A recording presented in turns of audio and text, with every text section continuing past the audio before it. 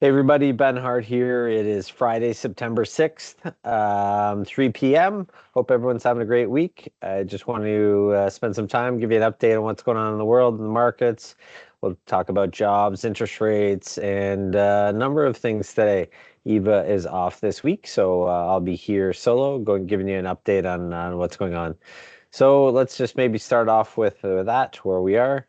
It is starting to come to the end of the day. Had quite a bit of a choppy week in the markets, and as we look across the levels here, most of the tech stocks have been down all week. We've seen Nvidia touched briefly touched 100 spot 95, so that was a big technical level. So it'll be interesting to watch, see what happens there. Valuations wise, it's gotten a little bit more attractive or cheaper than Microsoft, Apple, and Google and some of the big tech names because their earnings were so good recently. But tech's been under pressure here.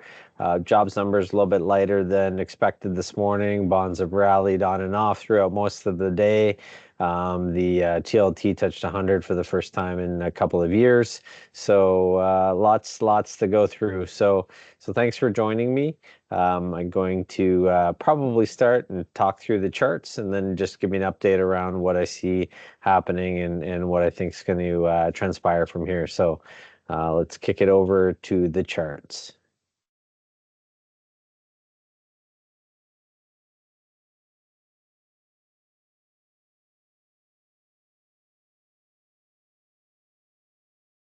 All right. Okay. Perfect. So I thought we'd start off with the jobs numbers, just have a quick look at that, see how that looks, and give you a sense of what's going on there. So the U.S. jobs numbers came in lighter than expected, plus a downward revision of minus 25,000. As you look through the numbers for most of the year here, you also see revisions, lower revisions in every month except for March. So as we look at the numbers here today, we get a downward revision each month. I'd likely expect that when we get this number start to play through the system as well, the 142,000, even though it was lower than expected. Consensus had us about 150,000 in the US. So, it's the downward revisions that continue to show us that we're on track for the central bank in the US to cut interest rates. And so there's been a bit of mix around what people think is going to happen now in September. So it's been back and forth between 25 basis points and 50 basis points cut. The jobs numbers being lighter certainly tilts it a little bit towards a 50 basis point cut in September. ISI, which is one of our research partners that we use, they thought if we came in around 125 to 130,000, we'd likely see 50, but there's a couple of weeks yet ahead before we see what they're going to do. A little bit more information to come through, but this was an important one to certainly keep them on track to cut rates this month.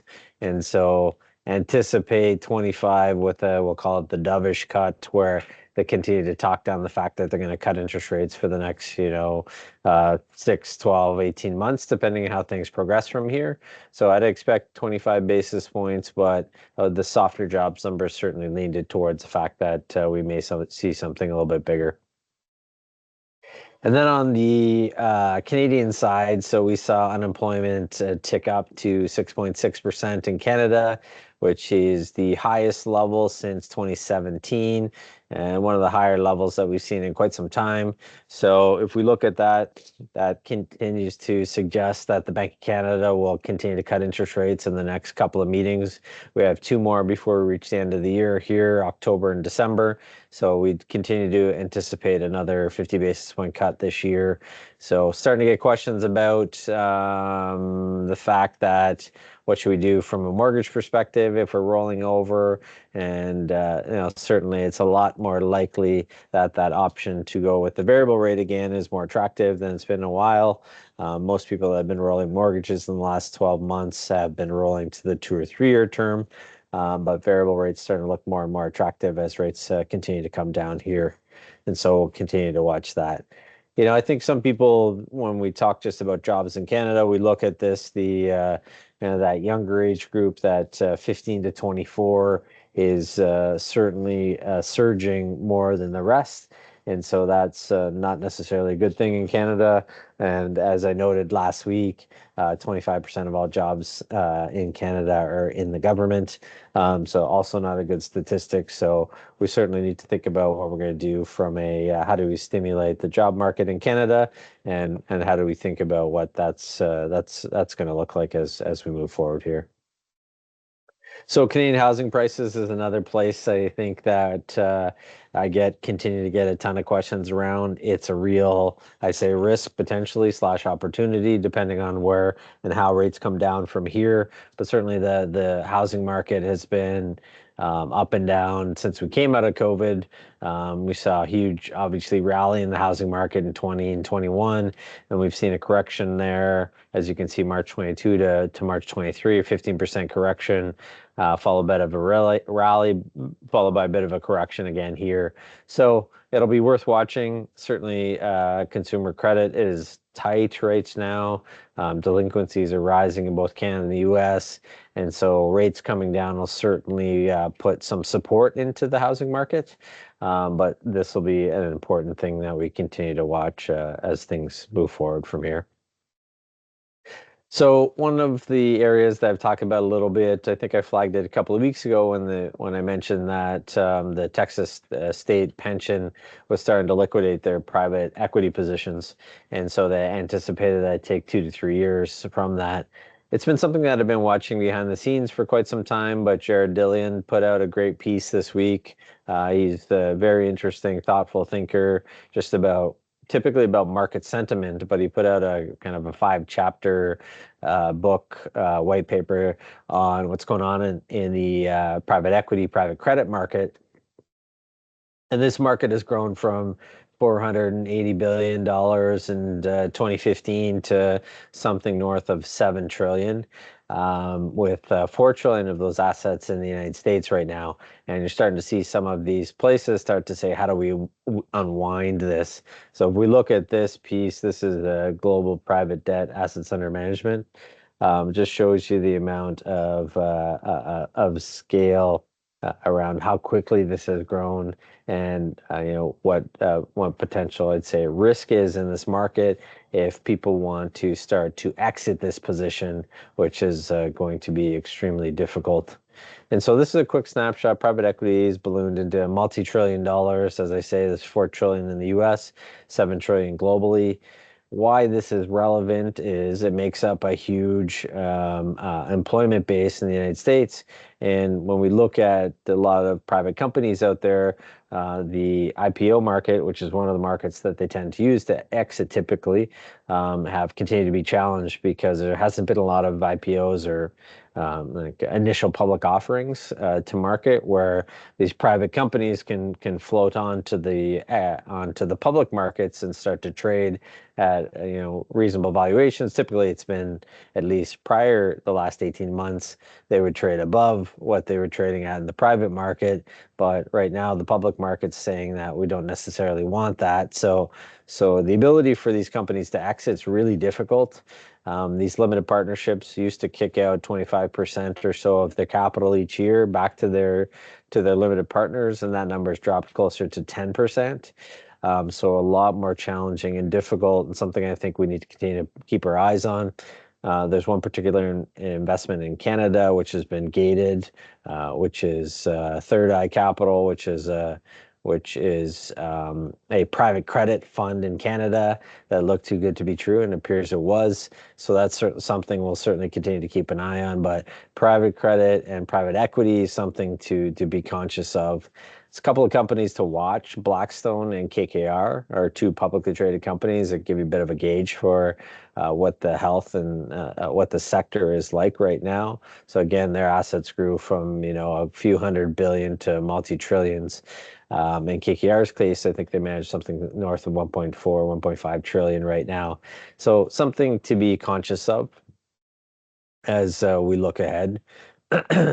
As I jumped on the Northland Power call this week, Northland Power is giving an update just on how they're doing, what's going on. Northland Power is a Canadian wind power company. They also do some natural gas as well. But one of the things that caught my attention was just what they do with the electricity now that they store. Obviously, a lot of their electricity does go into the grid. They do have a number of windmill power or windmill generation power around the world in North Sea, in on the Thousand Islands, St. Lawrence, as well as the Taiwanese Strait. And so there is a significant amount of electricity that's coming off these generators. And one of the places it goes right now is they have these Tesla megapacks. And so these Tesla megapacks actually store the electricity and can kick it back out. And they can store something in the neighborhood of 3.9 megawatts of electricity. And what that equates to is something like something just under 4,000 homes for an hour is what it could charge. But these stations are starting to kick up. Tesla has started to actually pull out the revenue numbers to show how much revenue is being generated from this part of their business. Something that really caught my attention on the electrical storage, because I do think that battery storage is going to be something that leads the way here from perspective of who's going to win in this electrification of the world from here. So I thought that was interesting. Certainly worth paying attention to. See what other companies are participating with Tesla. And so this Northland Power Tesla connection was something that grabbed my attention this week. So that's it for the charts of the day. What I did and what I've been thinking about from a market perspective is, now that we've seen yields start to come down a little bit further, starting to think more and more about the fact that these bonds are starting to appreciate all the way across the curve. We saw, as I mentioned in a number of the dailies, we saw an disinversion or an un-inversion of the yield curve, and it was one of the longest that we've seen in history. And so that's where the 2-year rate is higher than the 30-year rate. And so we saw that kind of flat line. And so one of the charts that I put out today showed it as kind of a negative. It's called a bull steepener, which is not necessarily what you're looking for. And so what happens from here really signals the fact that the economy is slowing, which we've been talking about. One of the other signals that we flagged a couple of weeks ago was commodities. So we've seen copper, natural gas, fertilizers. We've seen a number of these commodities potentially bottoming here. We saw oil as well start to hit new lower levels.